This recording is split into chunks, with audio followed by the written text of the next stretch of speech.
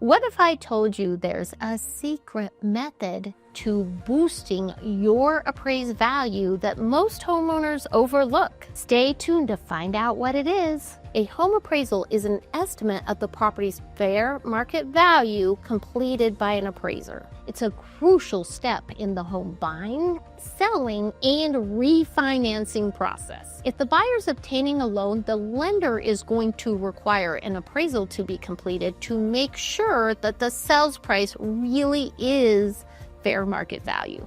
Appraisers evaluate several factors when determining value, and appraisals are subjective. You could literally have 5 different appraisers come to your home and get 5 different values. And that's because value is a range. There's a range of comparable sales, a range of different things each appraiser will take into consideration. Appraisals are subjective, so each individual appraiser may take adjustments a little bit more or less. So there's not an exact, this is the appraised value. There's a range that usually the appraisers come in at. Here are the key items that appraisers will take into consideration when looking at value. Number 1, location. The neighborhood, school district, and amenities around the home do make a difference, and properties that are in a highly desirable area will appraise for more than properties that are in a lower desirable area. Even if the properties are in similar size, age, and other things, location can make a big difference. Number 2 is the condition of the home. An appraiser will examine the overall condition of the home. They're going to come in and look at things like the structural integrity, the roof, the overall condition of the property. A property that's been well maintained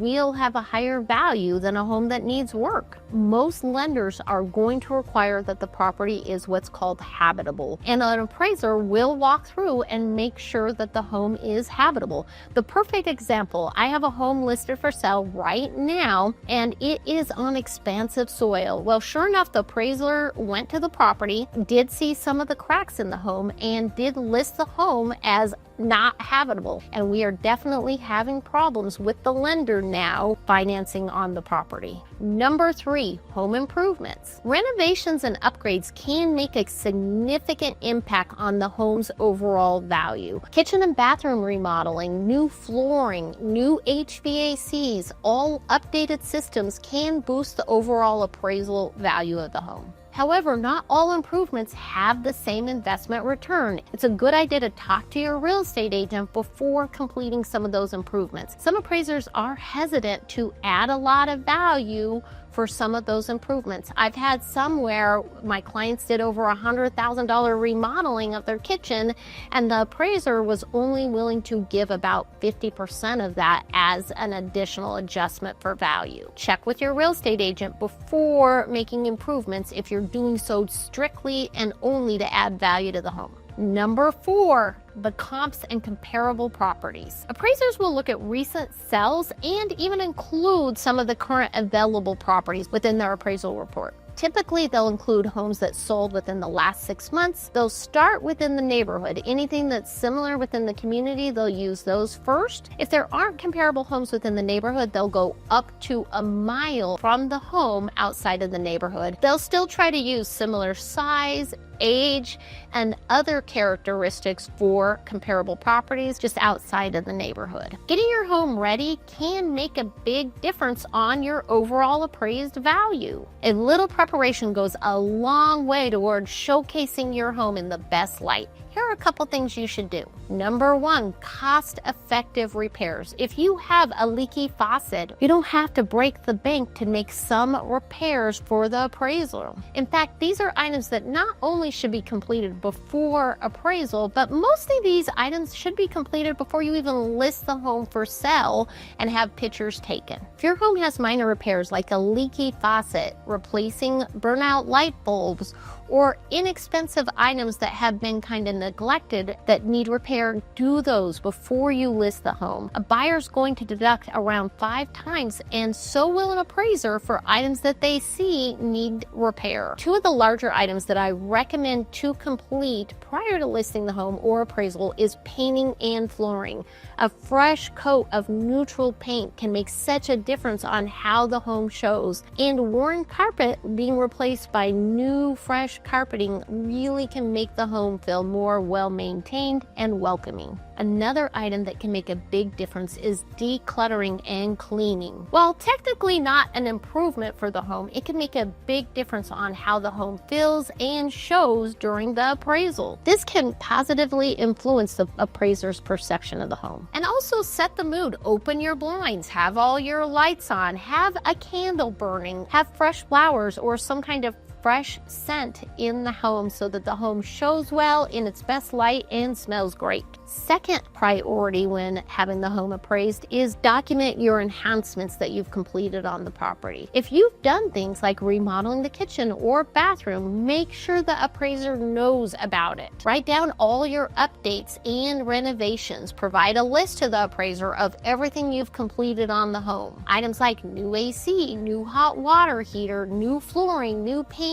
but even items like oversized lot or gated community should be on the list for the appraiser, showing not only the improvements, but basically the advantages that your home has even against others within the same neighborhood. Presenting this information to the appraiser gives the appraiser a clear picture of your home's value, and it also can help them justify where your home may appraise higher than other similar properties in the neighborhood. If you're new to my channel, hi there, Leslie Carver here, your expert guide in the world of real estate with a special focus on Henderson. I'm here to offer advice, insights, and updates when it comes to buying or selling real estate in Las Vegas and Henderson. Please remember to like, subscribe, and click the bell so you get notified when a new video is released. Let's keep going. Number 3 thing you should be doing when you're having an appraisal completed is interact with the appraiser. While appraisers are professionals who value objectively, there are ways to assist them during the visit without overstepping boundaries. We always, my husband and myself, always meet the appraiser on every one of our escrows. We bring information for them. We bring that list of upgrades that we mentioned with all of the improvements for the property. We also bring the comparables that we used initially to determine price when listing the home. So the appraiser has that information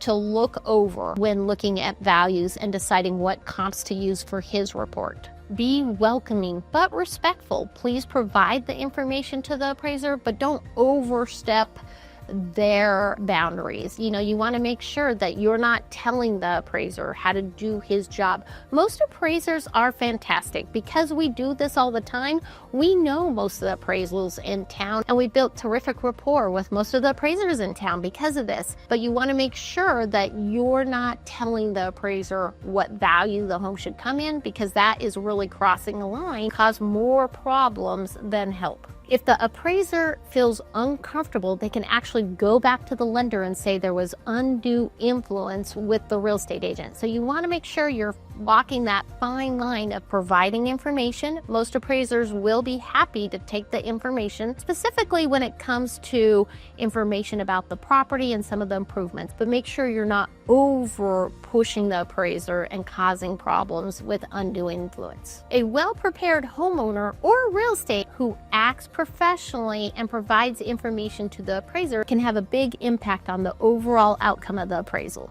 If you were an appraiser, what would impress you most about the home? Share in your comments below. A low appraisal can feel like a huge setback, but it's not the end of the road. Here's some ways to overcome and handle it. Number 1, review the appraisal report. Look over it. See if something was incorrectly listed, like the square footage or the bedrooms or the bathrooms, or possibly some of the upgrades and improvements were not listed. Look to see what comparable properties the appraiser used. See if possibly he used outdated or further out ones when there was something more comparable close by. If they're outdated or don't align with the property's condition, it could result in a lower value. If you spot errors, make note of them and present them to the lender. Number 2, dispute the process. If you believe the appraisal does not reflect the true value, you can request an ROV, which is a reconsideration of the value. Basically, you request this through the lender, and they will go back to the appraiser and submit the information that you provided on the correct comps that could have been used, or some of the omissions possibly that were left out of the appraisal. Keep in mind, if you met the appraiser originally at the home and provided them the comps that you thought should be used and the information on improvements and the home still didn't appraise, it's unlikely the appraiser will now make adjustments. However, if there was some kind of new information, like a new closing that the appraiser didn't have at the time, or possibly some improvements that were overlooked, then I have had in multiple situations where the appraiser did make adjustments to value. Step number 3 is request a second appraisal. So if you've done the dispute and the appraiser didn't make any adjustments, you can request the lender to order a new appraisal. Now, who pays for that is negotiable. Sometimes my seller will go ahead and pay for the second appraisal since they're requesting it. There's no guarantee of a higher evaluation, but sometimes things do make a difference. I'll give you the perfect example. I have a property a couple years ago. It was an older home surrounded by all older comps, but this particular property, my seller had gone in and remodeled and updated it. The first appraisal we had completed was $100,000 under our sales price, a significant difference. We looked at the appraisal and he'd used all properties that had not been remodeled and updated.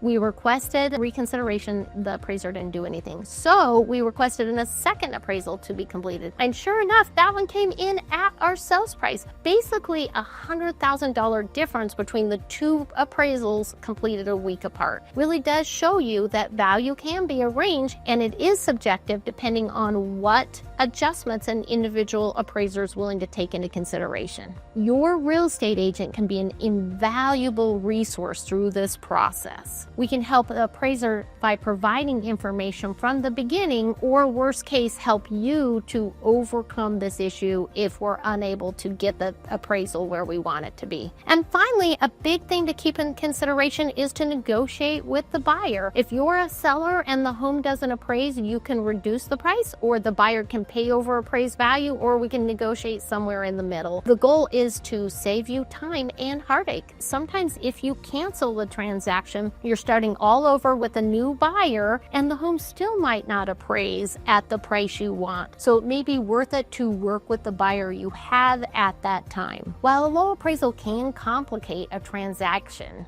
it's not uncommon.